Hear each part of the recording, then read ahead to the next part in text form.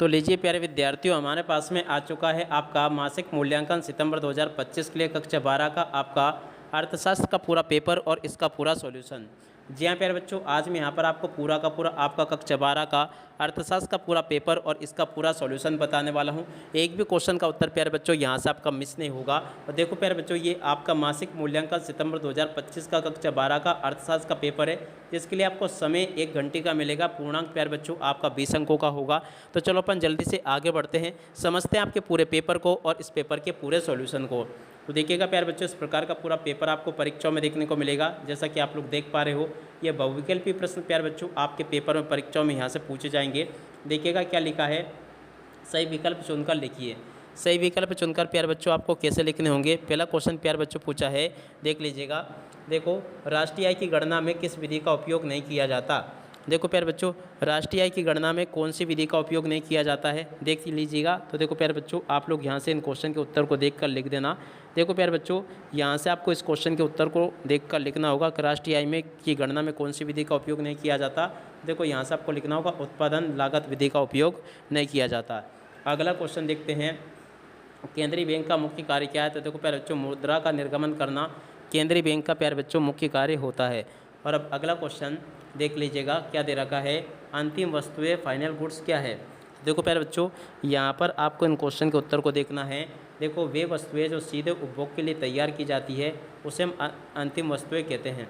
और उसके बाद में देखो अगला क्वेश्चन, भारत में मुद्रा का निर्गमन कौन करता है। तो देखो प्यारे बच्चों, भारत में मुद्रा का निर्गमन कौन करता है। तो देखो इस क्वेश्चन का राइट आंसर प्यारे बच्चों आपका आ जाएगा भारतीय रिजर्व बैंक, इसका राइट आंसर होगा। और अब अगला क्वेश्चन, जीडीपी का पूरा नाम क्या है। तो देखो प्यारे बच्चों, जीडीपी का पूरा नाम क्या है। तो देखो यहाँ से आपको लिखना होगा सकल घरेलू उत्पाद, ठीक है ना। इसका राइट आंसर प्यारे बच्चों आपका ये आ जाएगा। और उसके बाद में चलो अपन आगे बढ़ते हैं, अगला क्वेश्चन पढ़ते हैं। देख लीजिएगा, प्रश्न नंबर 2 में आपसे रिक्त स्थानों की पूर्ति पूछी जाएगी। तो चलो मैं आपको रिक्त स्थानों की पूर्ति को और बता देता हूँ। पहला क्वेश्चन प्यारे बच्चों पूछा है, राष्ट्रीय आय में शामिल नहीं होती है। राष्ट्रीय आय में प्यारे बच्चों क्या शामिल नहीं होती। तो देखो यहाँ से आपको लिखना होगा हस्तांतरण भुगतान शामिल नहीं होती है। तो देखो क्या लिखोगे, राष्ट्रीय आय में प्यारे बच्चों हस्तांतरण, क्या लिखोगे, हस्तांतरण और उसके बाद में भुगतान, ठीक है ना। भुगतान प्यारे बच्चों आपको इस प्रकार से लिख देना होगा। और अब अगला क्वेश्चन, वाणिज्यिक बैंक की मुख्य आय का स्रोत होता है। वाणिज्यिक बैंक की मुख्य आय का स्रोत क्या होता है प्यारे बच्चों। तो देखो प्यारे बच्चों, यहाँ से आपको लिखना होगा ब्याज होता है। क्या होता है, ब्याज। और अब अगला क्वेश्चन देखते हैं, क्या लिखा है, वे दर जिस पर वाणिज्यिक बैंक भारतीय रिजर्व बैंक से अल्पकालिक ऋण के लेते हैं। तो देखो प्यारे बच्चों, इस दर को क्या कहते हैं। तो देखो यहाँ से आपको लिखना होगा रेपो रेट, क्या लिखोगे, रेपो रेट, इसका राइट आंसर होगा। और अब अगला क्वेश्चन, राष्ट्रीय आय की गणना करते समय के मूल्य को घटाया जाता है। देखो प्यारे बच्चों, राष्ट्रीय आय की गणना करते समय गिसावट के मूल्य को घटाया जाता है। क्या लिखोगे प्यारे बच्चों, गिसावट, ठीक है ना। गिसावट प्यारे बच्चों आपको यहाँ से लिखना होगा। और अब अगला क्वेश्चन, मुद्रा के कार्य है।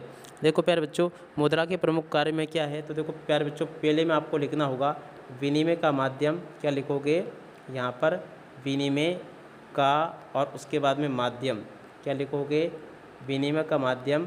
और यहाँ पर आपको प्यारे बच्चों लिखना होगा मूल्य का मापक, मूल्य का और उसके बाद में मापक। तो यहाँ से आप लोग इस प्रकार से लिख ले, विनिमय का माध्यम, मूल्य का मापक इसका प्रमुख कार्य है। उसके बाद में देखो यहाँ से इन क्वेश्चन को भी देख कर जाना, ये सभी के सभी आपके अति लघु उत्तरीय प्रश्न दे रखे हैं।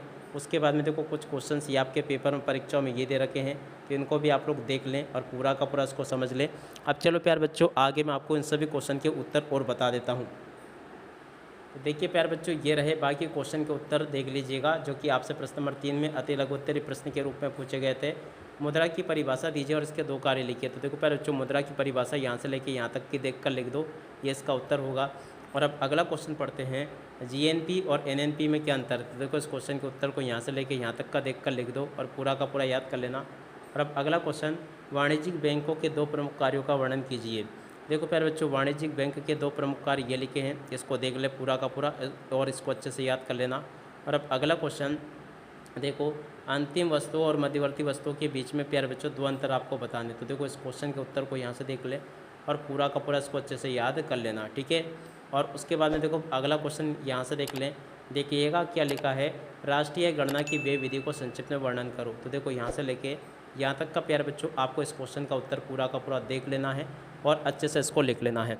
इस प्रकार से प्यारे बच्चों आपको मैं A to Z सभी के सभी क्वेश्चन और उन क्वेश्चन के उत्तर बता चुका हूँ।